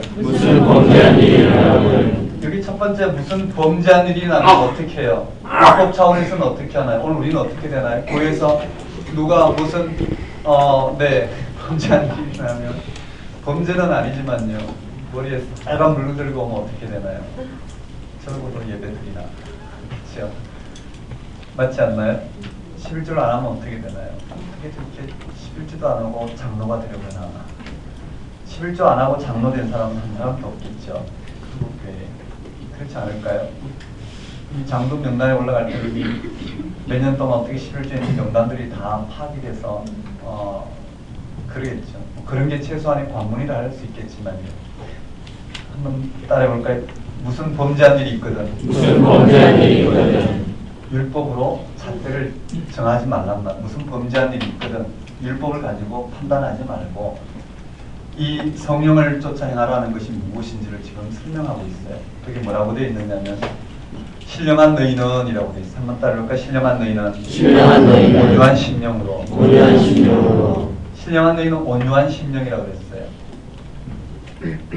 심령, 영을 말하고 있죠. 영은 뭘까요? 신령한이란 성령을 통해 너에게 주어진 이 생명을 얻은 너희는 온유한 심령으로 이 생명의 차원에서 이 문제를 해결하라는 부분이에요. 그러한 자를 바로잡고 너 자신을 살펴보아 너도 시험을 받을까 두려워하라. 이런 문제를 이렇게 연결됩니다. 자, 그 다음에 두 번째는요. 한번 따라해볼까요? 짐을 서로 지라. 짐을 서로 지라. 너희가 짐을 서로 지라. 한번 따라해볼까요? 짐을 서로 지라. 서로 지라. 그리하면 그리스도의 법을 성취하라. 이것도 율법적 차원이에요. 그렇죠? 아니 율법적 차원을 복음적 차원에서 풀어내고 있어요. 만일 누가 아무것도 되지 못하고 된 줄로 생각하면 스스로 속입니다. 각각 자기 일을 살피라. 그리하면 자랑할 것이 자기에게는 있어도 남에게 있지 아니하리니 각각 자기의 짐을 질 것이라. 율법은 그렇지 않아요. 율법은 정죄하고 판단하고 심판을 내리지만 복음은 그렇지 않아요. 셋째, 가르침 받는 자는 한번 따를까요? 가르침 받는 자는 가르침 받는 자는 네, 가르침 받는 자와 가르치는 자가 구분이 돼요. 이걸 단지 어떻게 해요? 정서적으로 율법적 차원에서 보면 뭘까요? 율법적 차원에서 보면 어떻게 해석해야 될까요? 가르침 받는 자는 말씀을 가르치는 자와 모든 좋은 것을 함께하라. 율법적 차원에 보면 어떻게 될지 생각해봐야 되겠지만 이 복음의 차원에서 보면 뭘까요? 가르침 받는 자는 말씀을 가르치는 자와 모든 좋은 것을 함께하라. 모든 좋은 것이 누구에게 있나요? 가르침 받는 자에게 있을까요? 가르친 자에게 있을까요? 가르치는 자에게. 가르치는 자에게 뭐가요? 무엇이 있는지 이해되시나요?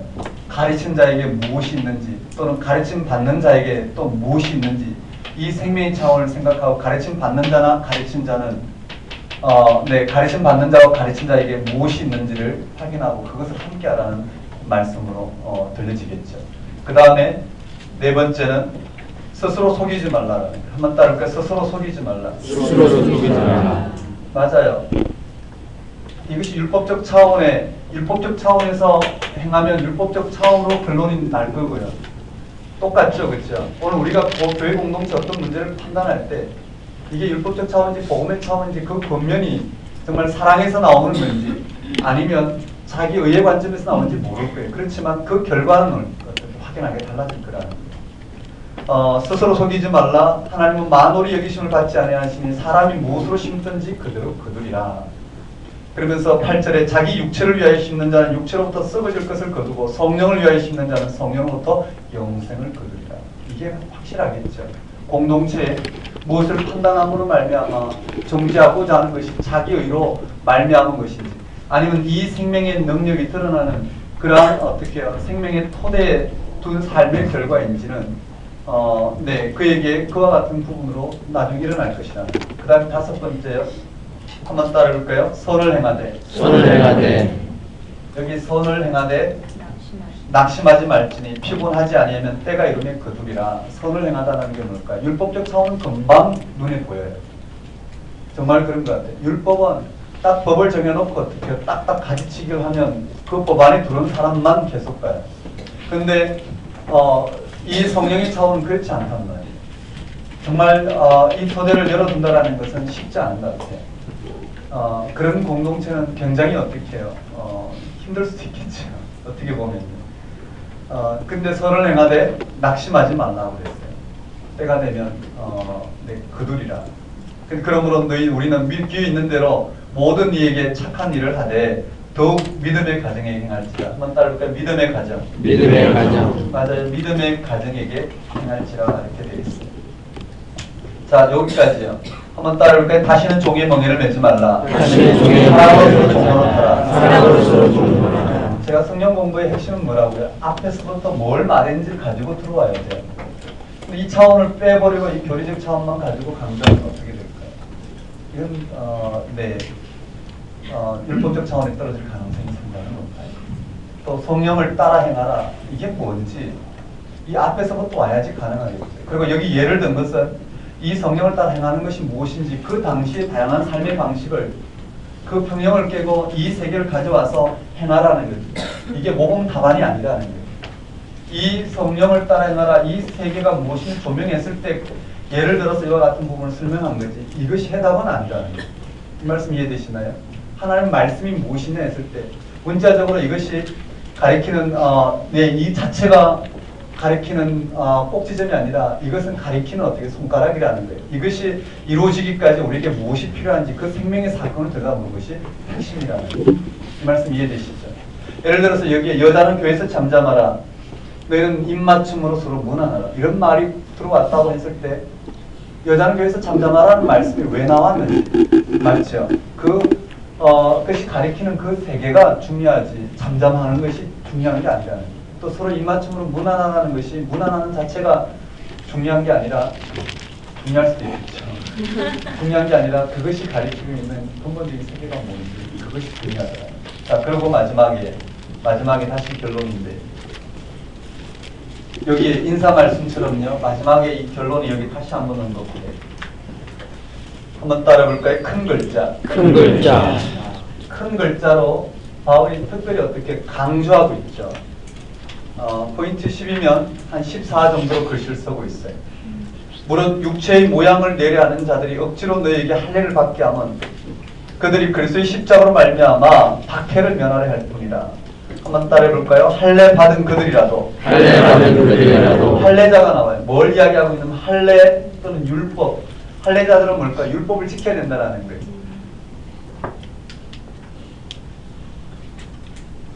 육체로 자랑하려 하며 14절에 그러나 내게는 우리 주 예수 그리스도의 십자가 외에 결코 자랑할 것이 없으니 그리스도로 말미암아 세상이 나를 대하여 십자가에 못 박히고 내가 또한 세상을 대하여 그러니라. 할례나 무할례가 아무것도 아니로되 새로 지으심을 받는 것만이 중요하니라. 이거예요. 누가 법을 얼만큼 지키는 게 아니라 새로 지어보심을 받은 이 생명의 차원이 결정적이고 모든 율법은 결국은 생명의 차원에서 어떻게 해결되는지를 살피는 게 중요한 것입니다. 한번 따르고 할례. 그리스도의 십자가. 그리스도의 십자가. 네, 그들은 할례와 율법을 자랑한다면 바울은 그리스도의 십자가를 자랑한다는 그 이유는 할례와 무할례가 아무것도 아니로되 맞죠? 새로운 생명의 차원, 새로 지으심을 받은 그 차원이 바울에게는 결정적이겠죠. 그것이 뭘까요? 하나님의 의란 말. 여기는 자기 의고 여기는 하나님의 의가 되겠죠. 되셨습니까? 여기까지요. 좀 갈라디아서가 좀 길었는데요. 한번 따라해 봅시다. 인사에 발신, 수신, 문안, 감사가 나오는데 갈라디아서의 성격을 이야기하면 생각해보면 나오죠. 바울은 어떤 바울이냐면 사람에게서 난 것도 아니고 사람 말미암은 것도 아니고 예수 그리스도와 그를 죽은 자 가운데 살리신 하나님 아버지로 말미암아 사도된 바울은 갈라디아 교회 편지를 써내는데 은혜와 평강이 있기를 원한다. 그 은혜와 평강이 주어진 그 복음이 무엇인지를 언급했어요. 맞죠? 죄를 대속하기 위하여 맞죠? 우리 죄를 대속하기 위하여 십자가로 죽으셨다라는 거예요. 대속이 언급되고요. 그 다음에 영광이 나타났는데 그 영광이 그에게 세세무궁하도록 있을지어다. 그리고 난 다음 감사 내용은 없고 다른 복음을 전하는 저주를 받을 것이다. 그리고는 예수 그리스도의 계시로 말미암아 사도가 되었다. 예루살렘 회의에서 바울이 유력한 자들에게 사사로이 개인적으로 그들에게 만나서 하나씩 바울이 전하는 복음을 변정을 받고 그들이 어떻게 해요? 결과적으로 바울의 복음의 내용을 손을 들어줬다. 그런 안디옥 사건에서 베드로와 바나바가 외식하는 것을 꾸짖으면서 복음의 능력이 복음이 무엇인지를 그들에게 다시 한번 확인했다는 그게 이심증이라는 거죠. 일단 변론 두 번째 구약성서 구약 성서의 내용을 들어 선독하고 있어요. 즉 어리석다 갈라디아 사람들아, 너희가 성령을 받은 것이, 성령을 받았다는 차원도 이 세계를 이야기하는데, 성령을 받은 것이 율법의 행위로냐 아니면 듣고 믿음으로냐, 믿음으로 되었지 않느냐, 그건 맞다라는 거예요. 하나님의 자녀가 되는 것은, 하나님도 의롭다움을 받는 것은, 하나님으로부터 피조물이 생명을 얻는 것은 오늘 우리 어떤 행위가 아니라 전적인 하나님의 이 약속으로 말미암아, 즉 전적인 하나님의 약속에 대한 믿음으로 말미암아 주어진다는, 그것이 아브라함도 그랬다라는 거예요. 아브라함이 맞죠? 아브라함이 하나님도 의롭다움을 받은 것은 믿음으로 이루어졌다. 그러고 난 다음에 어떻게 해요? 하나님의 약속이 아브라함을 통해서 400년, 430년 이후에 주어졌는데, 그때 이스라엘 백성은 당신 백성 삼으시고, 그리고 어떻게 해요? 당신 백성들이 허락한 것이 율법이라는 거예요. 맞다라는 거예요. 430년 전에 주어졌다는 것은 이미 하나님 백성 되는 것은 전적인 하나님의 약속이 이루어진 것인데, 맞죠?